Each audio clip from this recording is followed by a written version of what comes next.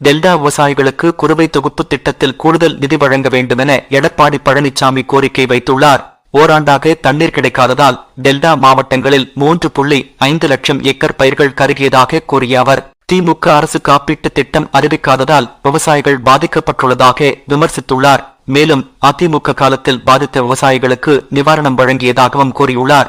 23 உயிர்களை பறித்த மரக்காணம் கள்ளச்சாராய விவகாரம் நடந்த ஓர் ஆண்டில் கள்ளக்குறிச்சியில் மீண்டும் அதே போன்ற சம்பவத்தில் 5 பேர் பலியானதாக அண்ணாமலை விமர்சித்துள்ளார்.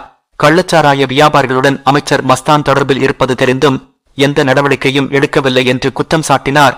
மஸ்தானையும் விற்பனையை தடுக்காத அமைச்சர் முத்துசாமியையும் பதவி நீக்கும்படியும் அவர் வலியுறுத்தினார். தலைநகர் டெல்லியில் வெயில் வாட்டி வதைத்து வரும் சூழலில் கடுமையான தண்ணீர் பஞ்சம் ஏற்பட்டுள்ளது.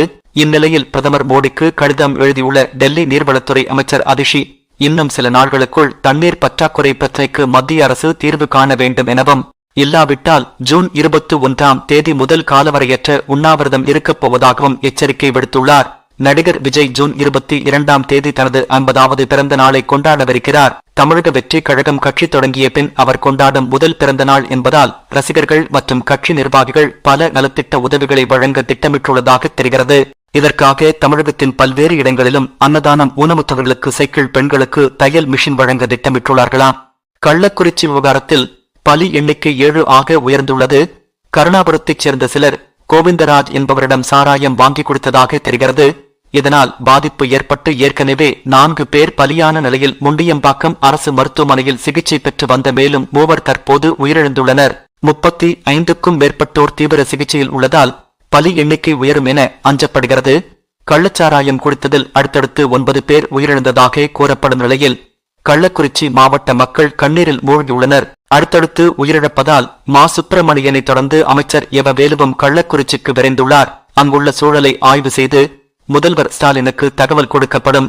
அதன்பின் ஸ்டாலினும் நாளை அங்கு செல்வார் என எதிர்பார்க்கப்படுகிறது.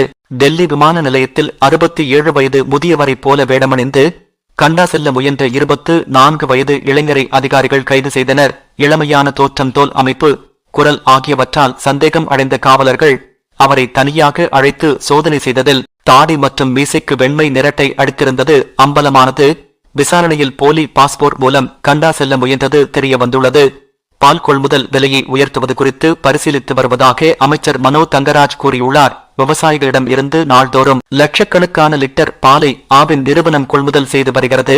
பசும்பால் லிட்டர் 38 ரூபாய்க்கும் எருமைப்பால் லிட்டர் 47 ரூபாய்க்கும் கொள்முதல் செய்யப்படுகிறது. இந்நிலையில் பால் உற்பத்தியாளர்கள் கோரிக்கையை ஏற்று கொள்முதல் விலையை உயர்த்த பரிசீலிப்பதாக அமைச்சர் கூறியுள்ளார்.